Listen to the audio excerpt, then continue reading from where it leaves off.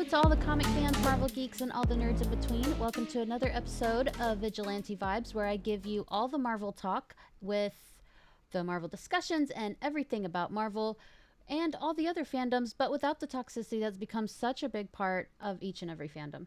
I'm your host, Megan Nicole, and today I have a very special guest. You may have seen him on Marvel Studios' Agatha all along as the Doctor, or you may have seen some of his work in the video game world. Please welcome Scott Butler.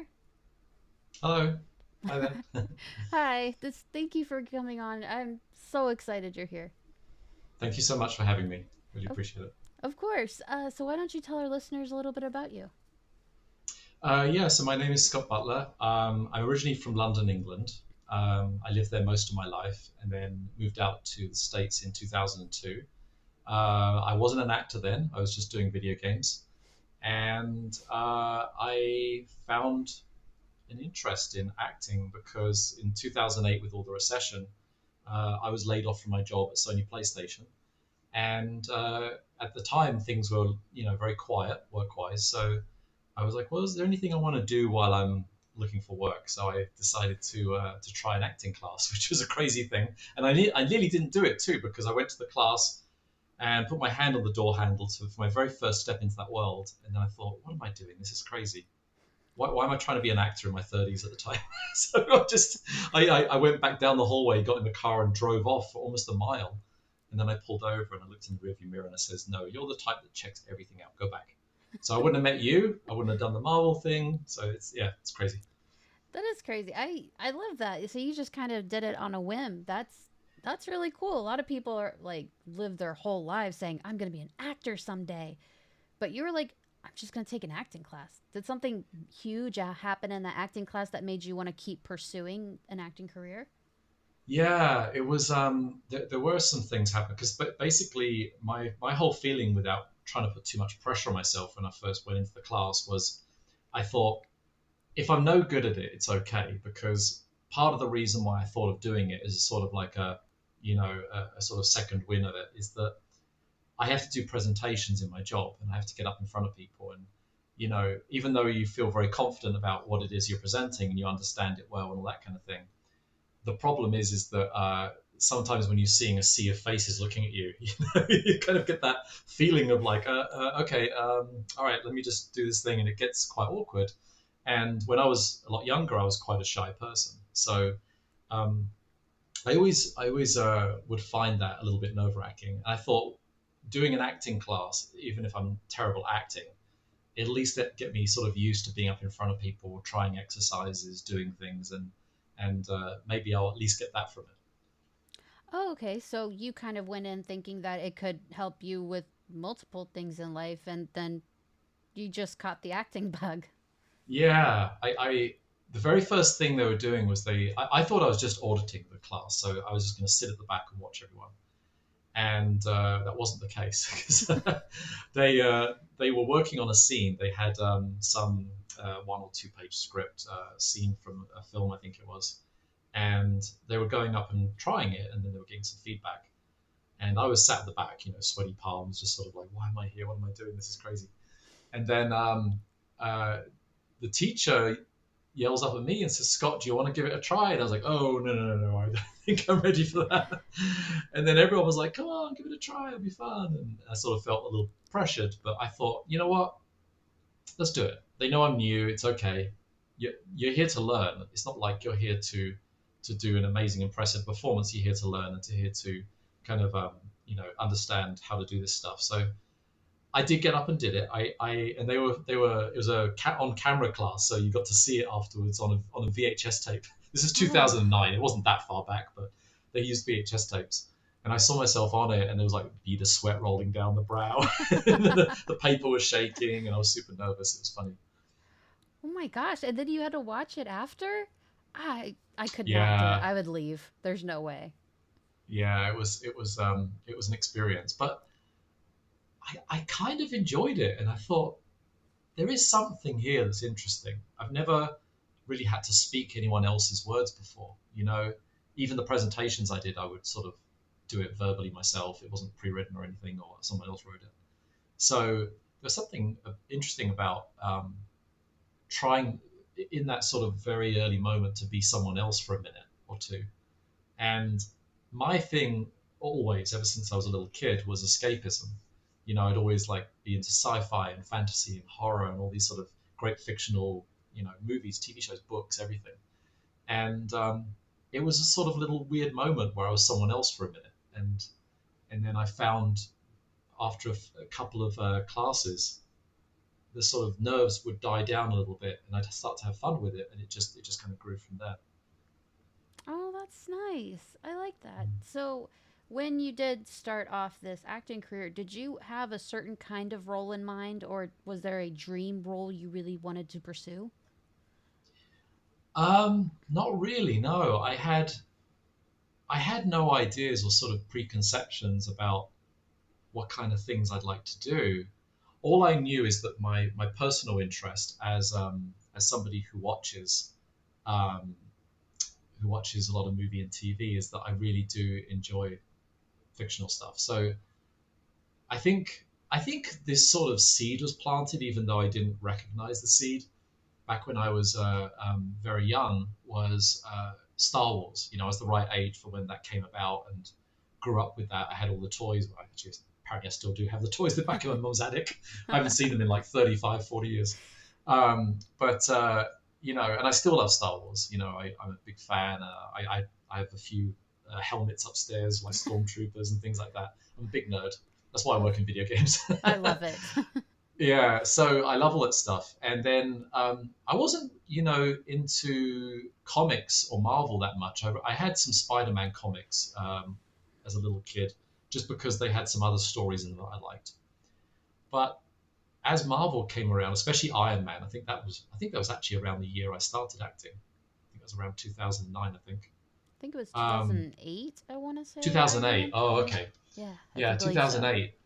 So maybe watching that in the cinema maybe sparked something. It was interesting because it was a great film, very epic, great story, great effects, and I just really thoroughly enjoyed it. It was a fascinating story, and because I wasn't, a big sort of Marvel comic fan, I sort of found everything interesting and new about it. It was kind of new territory for me.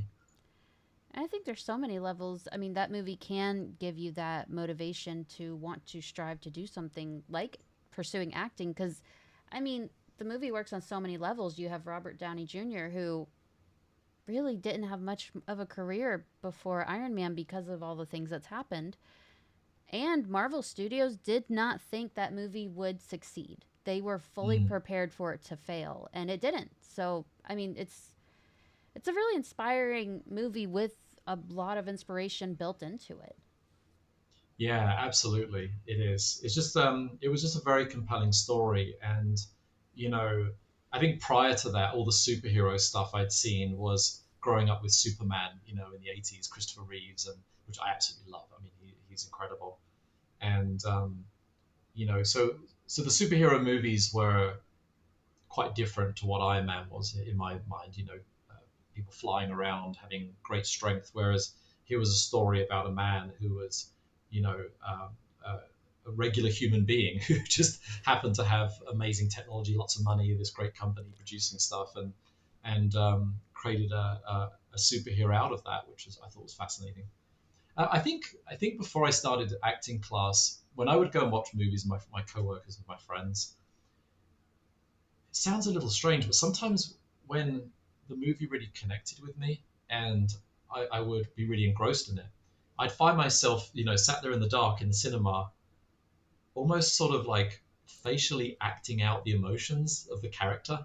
Oh, It was wow. almost like I felt it, like if a character was in pain or something, whether it be physical or mental, I would sort of feel it and I would connect with it, and then I would sort of sit there and just sort of almost imagine what that would feel like and what it'd be like to be in that moment, and it made me more engrossed in the film and the characters. Now, not every film would connect with me like that, but some would.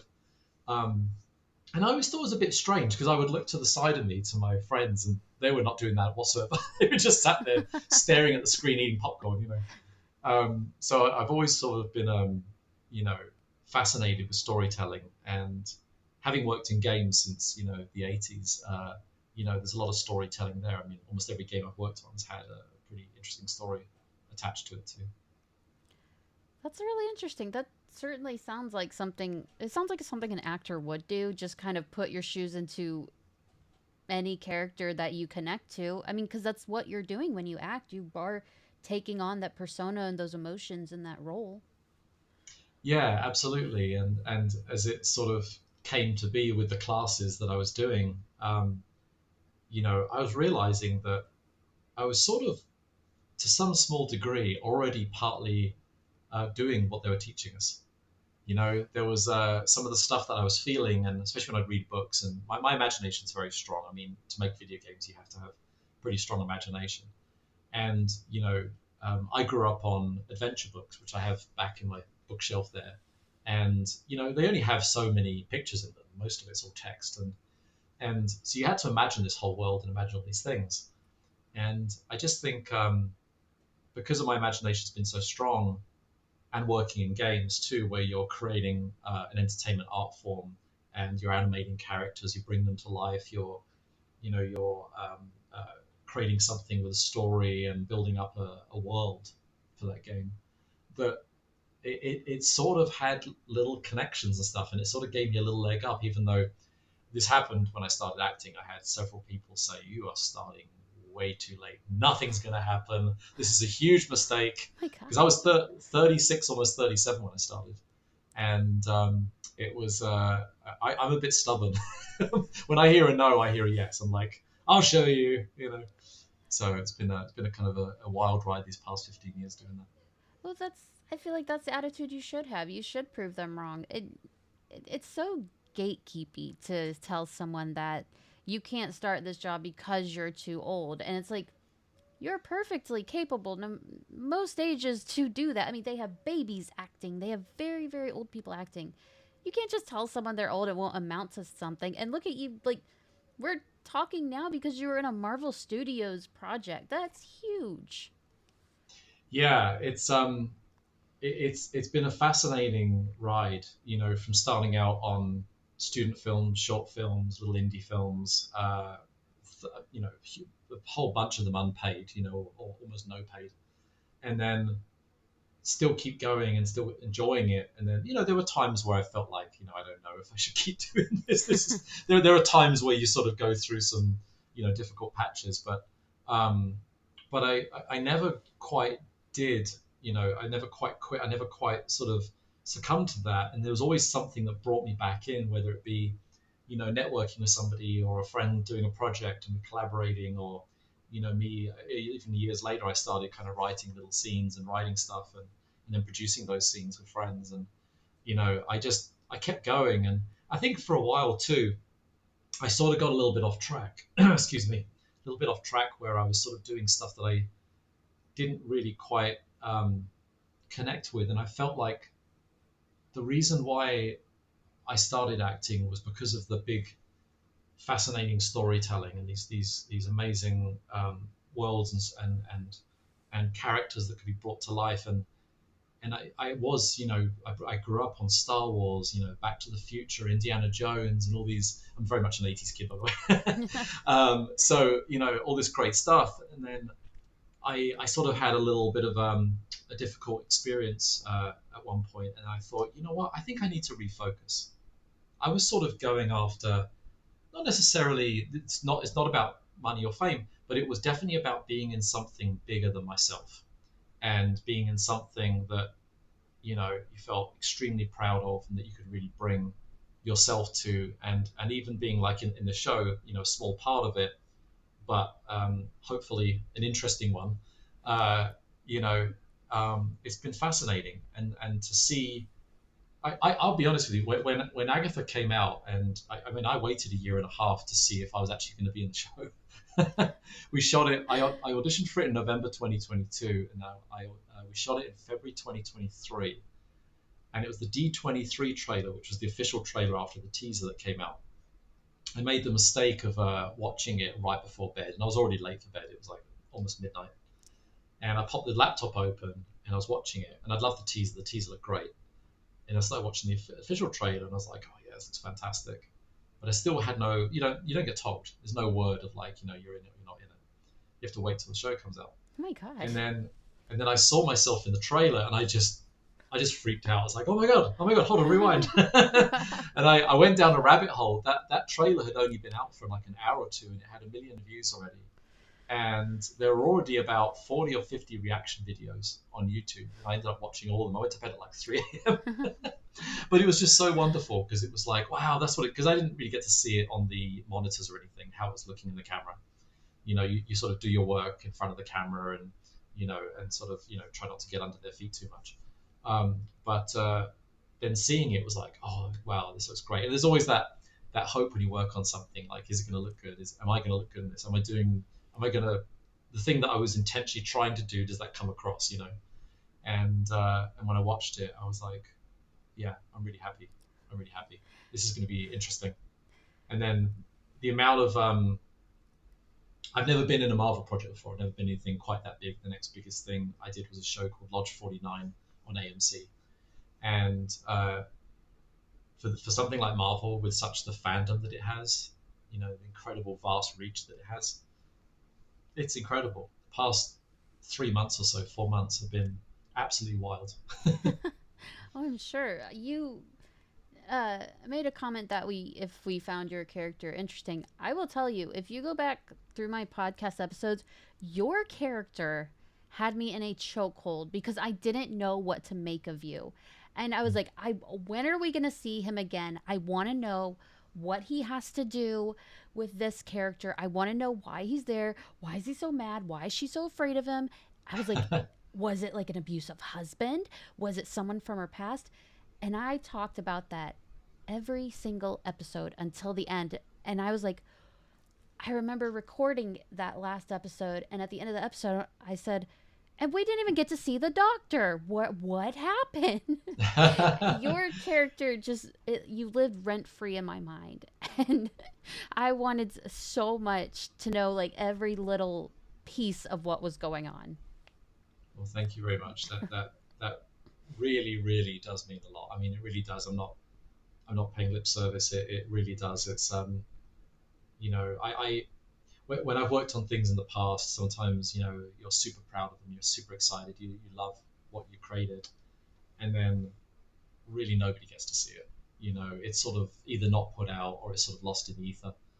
Um, but to have it go out there and to be well received as a show, because there were rumblings of who's asked for an Agatha show, and what is this Yeah. exactly, and all this kind of stuff that was going on. And from working on the show myself and seeing the passion behind it, from Jack Schaefer, who I met Catherine Hahn too, and obviously Sashia in the team, and to the incredible sets. Again, I'm an 80s kid. Going into a practical set like that, I didn't see the forest. I never, even knew existed, because all I know from shooting it is the little tiny scene that I have, and that's it. Because obviously it's all very, tight-lipped at that point. So, but even just the set that I was working on, the house, you walk into the stage, it's the sound stage itself, and then you've got all the people there, you've got all the monitors, and you go into the actual set, which all, behind it is all wooden boards and struts and things. And you go up a ramp, and then all of a sudden you're transformed into this beautiful, beautiful beach house. Yeah. And I remember it just taking my breath away. I was looking around like, wow, this is incredible. Every single little detail was meticulous, And there was stuff in that house that wasn't even in the show, Yeah. There was like areas of it that were just built so that in case they shot back up to the thing, you could see it in the background. So it was incredible, beautiful, beautiful set. And I have a sort of funny anecdote. I got into the full gear, and they were doing my makeup. Catherine was in the trailer with me while I was getting my makeup done. And I went back to my trailer, and then Daniel Sellon, who's the costumer for the show, knocked on the door of my trailer, and he was standing there with Jack Schaefer, who I now just met this moment. And, I sort of like said hi, kind of thing. But I'm standing on these, in the trailer, so I'm like several steps up. I'm about 3 feet higher than them. I'm not a super tall guy. I'm 5'10", but it sort of made me sort of loom over them. Yeah. And with the look that it has, you don't see it too much with the blue lighting, but I have kind of pale face makeup with sort of slightly darker rings around my eyes, Yeah. you know, and sort of very sort of like pale and ghostly. And I'm standing there, and they'd originally given me glasses. Oh. And Jack looked at me, and she said to Daniel, she says, "Oh yeah, this is going to work, but lose the glasses. I want to see those black eyes of his. He has very dark eyes." So I was kind of glad about that because I thought, the eyes tell more than being behind something. So we went to set. We started doing rehearsals, and as we were doing the rehearsals, Catherine Hahn burst onto the set with these big glasses on, and she just yells at us, "Remarkable, remarkable, remarkable!" She's so excited, and I'm like, "Thank you." It was a really nice way to validate what we're doing and make us feel like, okay, we're on the right track here. Let's keep working on this. And then uh, I came out of the set itself inside the soundstage, down the ramp in the long tunic, the whole thing. And to the left of me was all like the Marvel producers and everybody all sat there with the screens. And there was sort of like a little bit of like, like this and a little bit like, you look great. You look so creepy what you're doing. This is really cool. And then I was still a little bit in character. I looked over at them as I went down the ramp, and I just kind of looked at them and I said, "Why, thank you." And then afterwards, I thought, "Oh, hold on, you got to not freak people out." So I gave them a little smile and kind of laughed afterwards. But it was super fun. It was such an exciting, creative, imaginative, passionate project to work on. And even though I only saw encapsulated what I was doing, right, I wasn't obviously privy to other sets and other scenes. When my feeling was immense trust that what they are doing is going to be something interesting, something special. And when I saw the trailers, which is my sort of, I think there were a few stills released before the trailers came out, but when the trailers came out for sure, I was like, wow, this is fascinating. I'm super curious about this because this to me felt quite different to a lot of Marvel projects. Practical sets. Not different characters to what you're quite typically seeing in Marvel shows. I know there is quite a lot of variety, but you've got that sort of whole sort of witchy Halloween corner of the MCU, which is has barely been touched upon. Yeah. Yeah. So wonderful. Yeah. I definitely understand what you mean by wanting to be in something that's bigger than you. This was the show to do it. I mean, the character Wiccan, he is such a big, important character to so many people, especially in the LGBTQ community. And to see him portrayed on TV, not let them shy away from his sexuality and who he is as a character, that meant a lot to a lot of people. So that show Mm, did change the game for a lot of fans.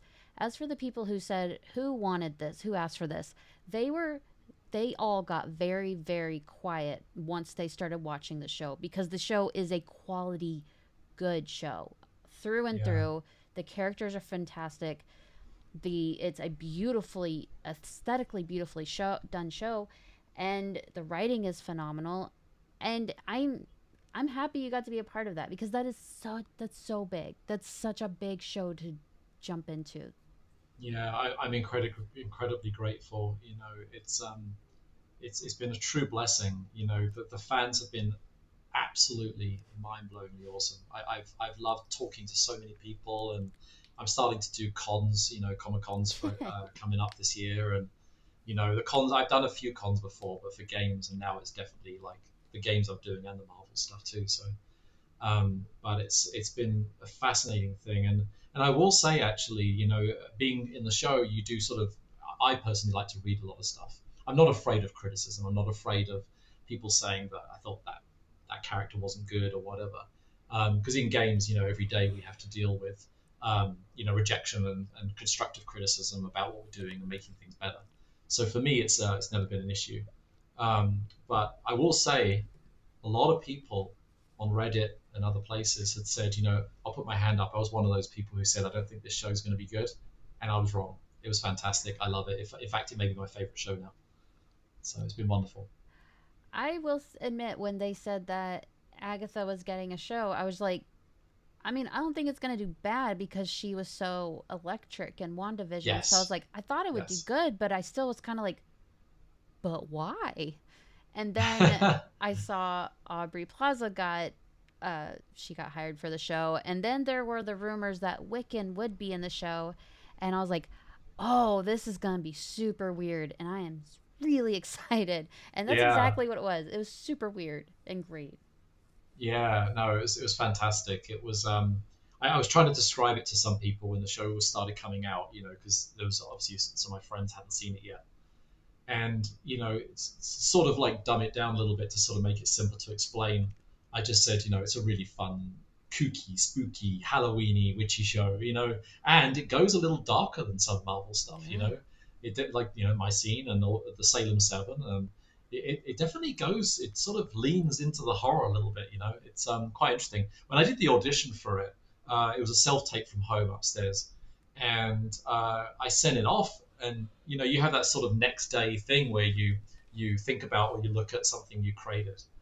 And I thought, ooh, did I go a little too much, a little too spooky with it? Because I was really having fun with it. Yeah. I thought, oh, it's Disney. I don't know, this might be too much. And you sort of worry about it a little bit. But I thought, I did my work. They can always ask me if they're interested. They can always ask me to tame it down a bit.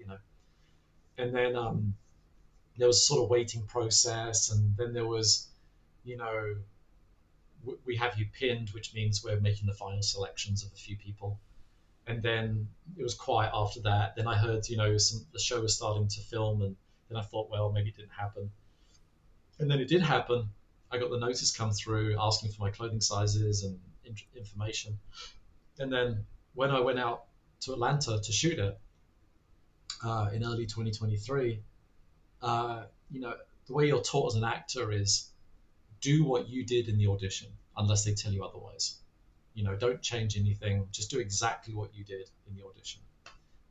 It might have to be tweaked a tiny bit because the location or the setup is a little different to what you expected when you were doing the audition. But that's just sort of like technical, physical stuff. Mhm. So I did what I set out to do, and there was like no direction on it other than just stand a little bit to the left and just kind of like just be here and just kind of get your eye line a little bit different. It was amazing. When I did the second part of the scene, the actual drowning part of the scene, Yeah. um, the DP was below me, off to the side of the kitchen counter with the camera looking up at me to get that shot with me sort of like doing this. Yeah. And I'm sort of like talking to him as we're setting it up, and he's like, okay, so don't look down at her head because that looks too far. Bring your eyes up here. Okay, that's great, perfect. Just have your eyes here, even though she's down here. This will just look better, look more dramatic. And then we've just been like sort of loosely rehearsing it. Okay, so now I'm going to do this, then I'm going to do a line, I do this and stuff. And then when we got to shooting it, I just I just went for it. I just thought I don't care if I'm spitting when I'm doing this line. I don't care if I look crazy. I don't care if I look, like like they don't want to hire this actor again. Just like this guy is either got an amazing imagination or there's something wrong with him. And when I did it, the DP looked at me and he was like, "All right, okay." But in a good way. He was sort of like, "Okay, I wasn't quite expecting you to do that. That's very good." So it was kind of funny. And then when we wrapped, it was 2 days of shooting for my stuff. And when we wrapped, they do the whole announcement thing, and the crew's all around you clapping. And Rachel Goldberg, the director, gave me a hug, and I said to her, I says, "I'm really a nice guy in real life. Don't worry." And she laughed and she said, "It's okay." Wow, that's I like hearing all this background of it because like what from what we saw it was terrifying. You were terrifying in a Thank good you. way. You felt you really nailed the vibe of the show. I'd say you were probably like the most terrifying part for me, which I really liked because there was so much mystery Thank you. around you. So it's cool to see what happened behind the scenes, how welcoming and how supportive everyone is of you. Thank you. Yeah, it was an interesting project too because several years ago I was working on a low budget horror film, And there was a moment in it where there was, because I've got a full mask covering my face, there's no facial expressions being shown. There's a lot of physicality in it. So you're relying on everything from the neck down to sort of convey, and also head movement too, but sort of like you're relying a lot on body language to convey certain things. And there was a particular scene in it where I had to like just do this simple thing of just sort of like, you think you've got the upper hand, no, I have, kind of thing. This switch, where suddenly now the heroine is like not safe. Yeah. And I did this thing, and I drove home from set that night at like 4 a.m. It's just shot in LA, and I just thought that was so fun, so interesting. And suddenly this light bulb went off in my head, and I thought, this is a lot like animating video game characters that I've been doing all these years. Why not animate myself?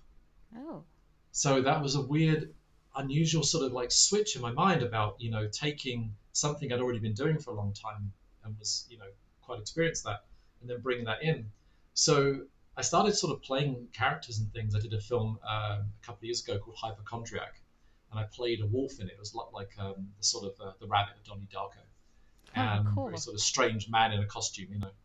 Um, Basically sort of kind of the boogeyman of the movie, but it's a lot more complicated than that. If you watch the movie, you'll see a lot more to that. Um, and then when I did the Marvel thing, the Marvel show, even though I'm a human character, I'm not sort of like, you know, dressed as a creature or, covered in some very elaborate costume. It's quite simple.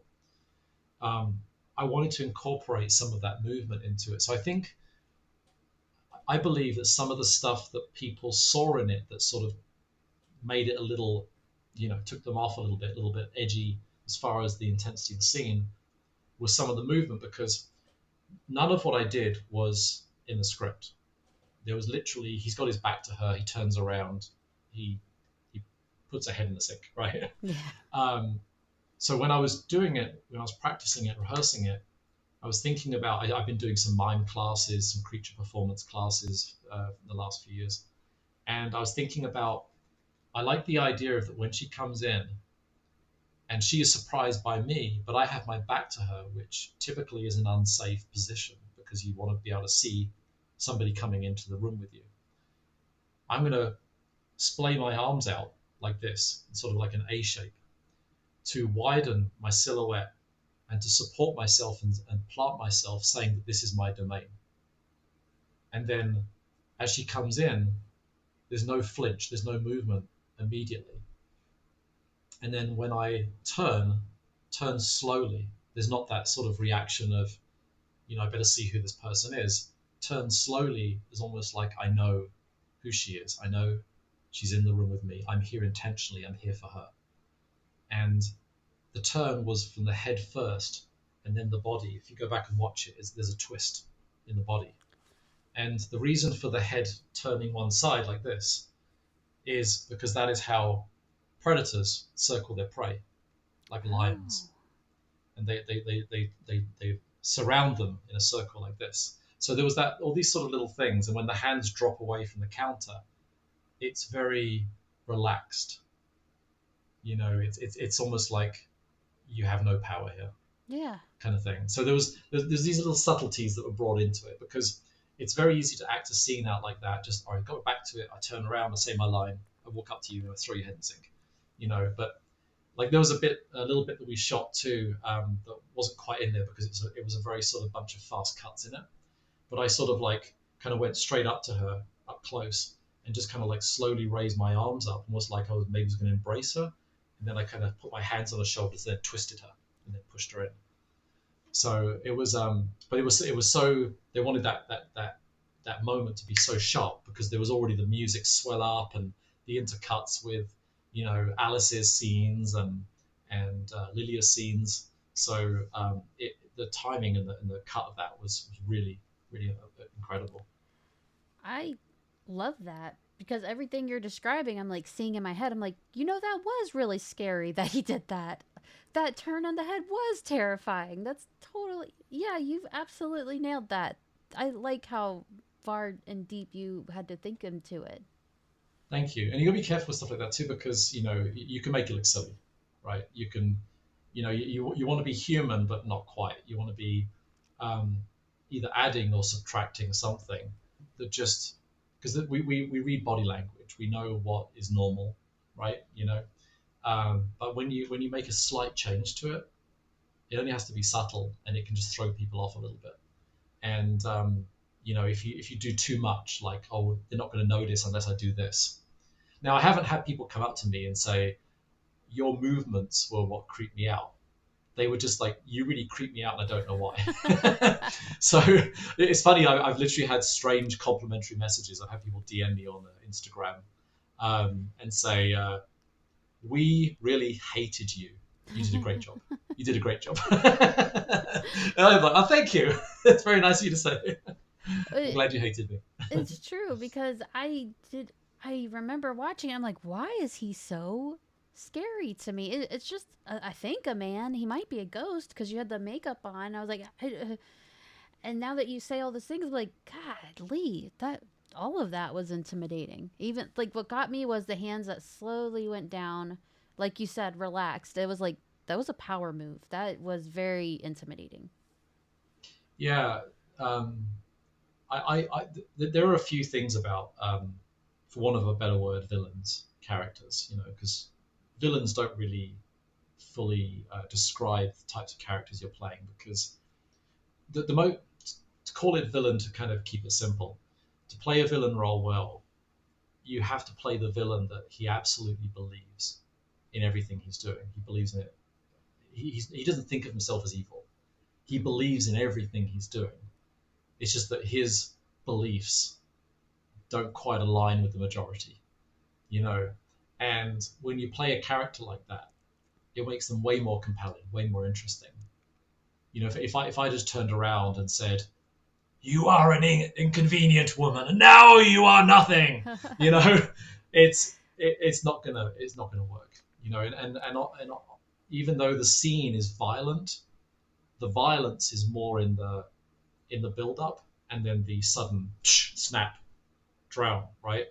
So the lines had to be, at least the initial line, the first line, in my mind, what worked for me was to actually do it almost under the breath, almost, and to have a very personal conversation with her. Because as I'm walking up to her, I'm closing the distance, and to have that moment where you make it personal. When you have a personal conversation, it means you have a personal connection. Hmm. You know, if I yell out, "Hey, you!" it's a little bit different unless we're close to each other and I say, "Hey, you, I have a problem with you," or something. Yeah. So it makes it more connected and interesting. So, but then of course the second line, you've got all this stuff going on. She's writhing around, splashing and everything. So I had to bring it up a little bit, but I still wanted to keep it within that sort of that range. Yeah, I that totally makes sense. I like that you didn't go yelling it at her because that would I feel like it would be acting more out of emotion and not more out of the hatred the character had for Jennifer Kale. Yeah, absolutely. So yeah, it was a heck of a lot of fun. And then of course, watching the rest of the show, stuff that I wasn't privy to because of other episodes, right? Was information about some of that story. You know, Jen revealing her past, and then of course, in the final episodes, the discovery that Agatha was also involved. Which I've had a couple of people reach out about that, saying, "So hold on, you didn't find her? It was Agatha." It's like, well, it's we were both involved. Let's put it that way. She mentions um, you know, back then in the 1920s, people paying good money to shush a witch, to quieten her. So there's that whole history element to it. And I've had a lot of people reach out and want to know more. And I have to be honest with you. I say I honestly actually don't know more of the actual character story, Yeah. but it definitely touches in history. Definitely, there. If you go back and look at history, there this a lot of this stuff is born from that. Um, so yeah, I think there's a lot more story to be told there for sure. It's just a case of would that happen? Love to see. Yeah, she did just kind of just fly off at the end, leaving us all there like, where did you go? So I do have hope that Marvel brings Jennifer Kale back and we get so much more of her backstory because she's a strong character in the comics. I like She her. is. Yeah, I like her in the comics and I love the actress they got to play her, and I'd love to see more of what the MCU decides is her backstory. Absolutely, I completely agree. Sashio is amazing. We got to spend a lot of time chatting, you know, when we were just off the stage, and she was incredibly kind and very sweet and generous and a very talented actress. You know, when I'm talking to her, having a nice conversation, and suddenly we're doing stuff together. You know, it's amazing seeing how much she brought into that and how much she kind of became the character in that scene. Because again, that's all I'm seeing from my time there. But then when I saw at the end of the show, Jennifer survives and she flies off, I will admit, part of me thought, wow, the person I'm connected with actually survives. So you never know. You never know what's going to happen. I mean, she's one of the characters who's actually in the comics. You know, I believe her first comic appearance was in 1972, which is the year I was born. So, So so, so it's like oh maybe maybe this was meant to happen, and I think they'll. I would hope so. I would think they would bring her back. I think they've established her now as part of the MCU, and yeah, that's fascinating to see what they do with her. well, if they dive into the witchier side, or not even the witchier side, the evil, hellish side, that very well could happen because she was involved in both of those. So she could, if Mephisto shows up, she could be there too. She's a good character. They could use her in so many ways, just like with Agatha. Who would have thought Agatha? We would get so much of her, and thank God we did. And I'm excited she's staying Absolutely, in the MCU because Catherine Hahn is incredible. And I really she do is. hope we Yeah. get to see you again in the MCU because I need so much more of the Doctor. So much more. Thank you. Yes, hopefully, yes. I'll keep my fingers crossed. I know there's been a lot of rumblings online about, is it going to be a season two? Because it was obviously a mini series to begin with. And the show was successful.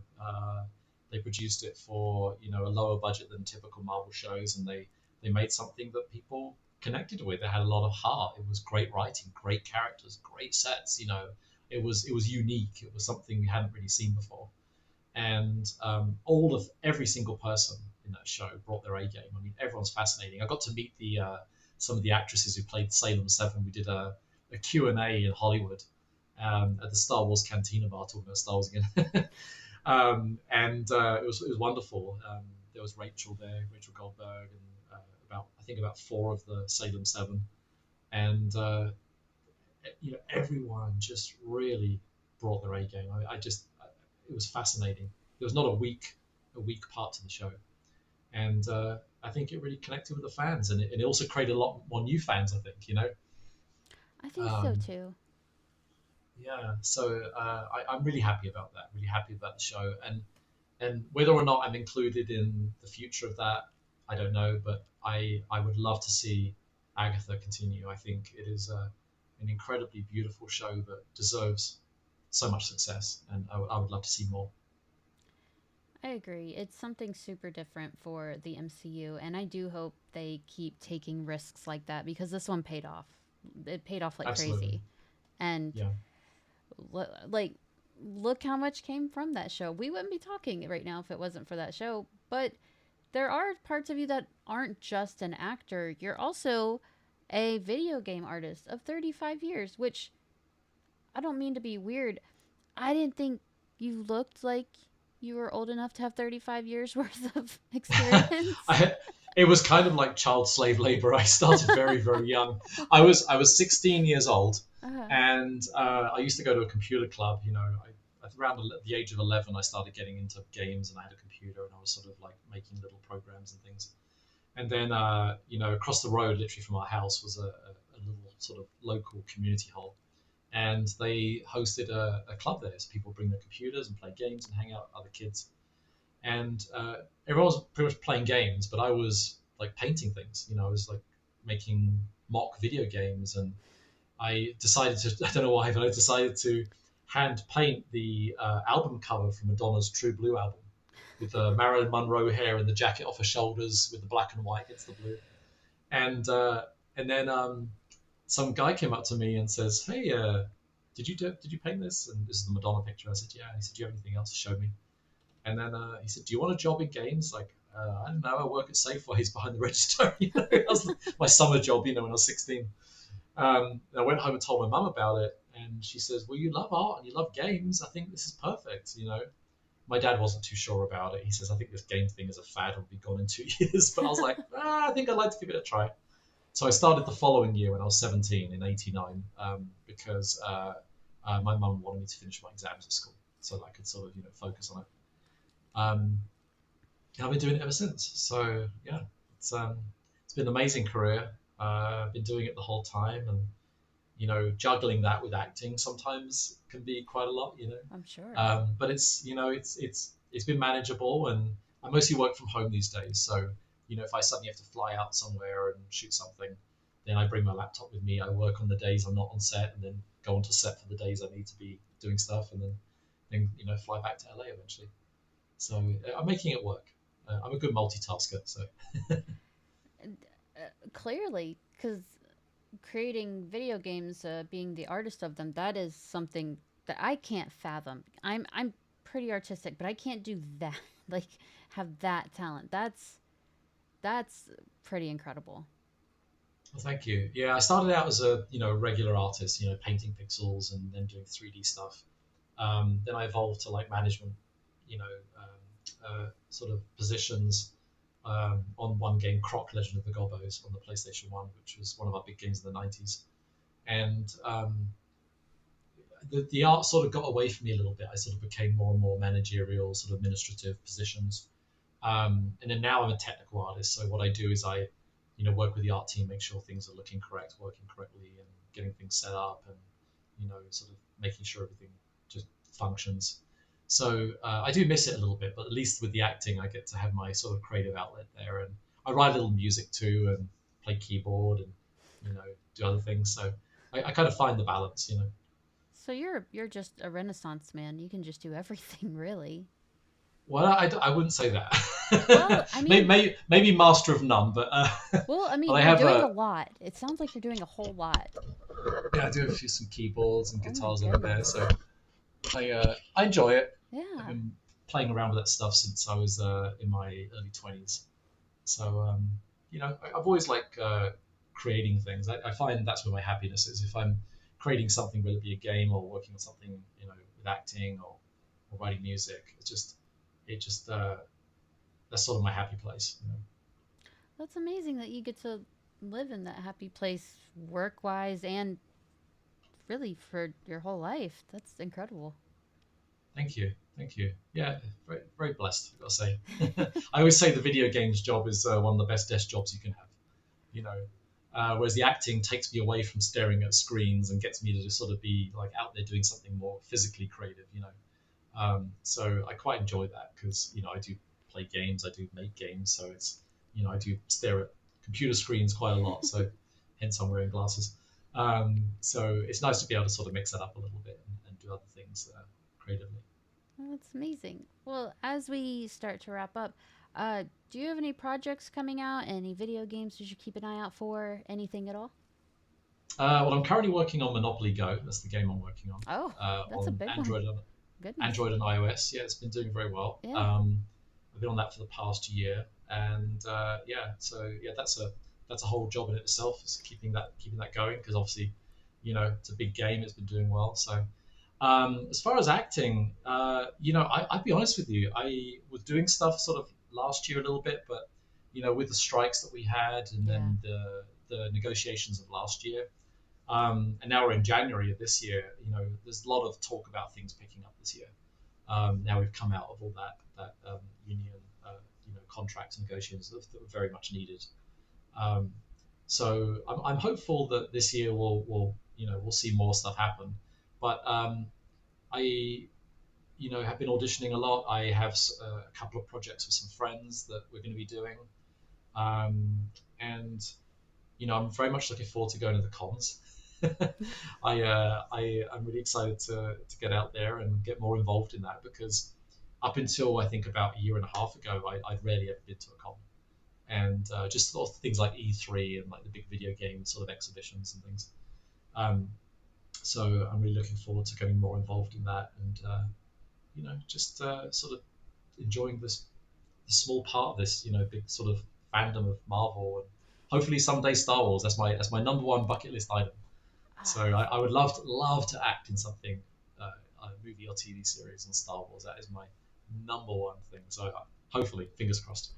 well, they're both owned by Disney. It's not really that crazy to think they double dip from each other all the time. Yeah, that does happen. I did audition for an Imperial officer for something, but it was for the parks, and it was so much fun. It was so much fun. But I'm kind of wanting to reserve that for like a show or a movie, really. But I love that world so much too that I think I could do something quite interesting. Yeah, I, love to see. Watch the space. well, I really hope that does happen because I think you'd do really well. But Thank you. since we're at the end of the episode, can you tell our listeners where they can find you? Yeah, I'm on almost all platforms now. I've been sort of slowly like going, all right, I'll start using that platform and start adding to it. And I will admit, actually, it being sort of a social media thing, and then like now connecting with people more and more and more has actually become a beautiful blessing. So you can find me on pretty much any platform at Scott Butler Act. That's ScottButler for Act. Great. Wherever you guys are watching or listening to this episode, just check the show notes right under the episode, and it will have the links to where you can find Scott and see all the incredible things he does. Scott, thank you so much for being here. This was so much fun. I learned so much from you, and I'm so grateful. Thank you so much. This was a lot of fun, and thank you for having me on your show. Of course, you're welcome back anytime. This was just fantastic. Thank you. So, wherever you're listening to this episode, click that subscribe button so you don't miss any of these interviews or any of the future interviews. Thank you for listening to this episode of Vigilante Vibes. I hope you enjoyed it and have a marvelous night.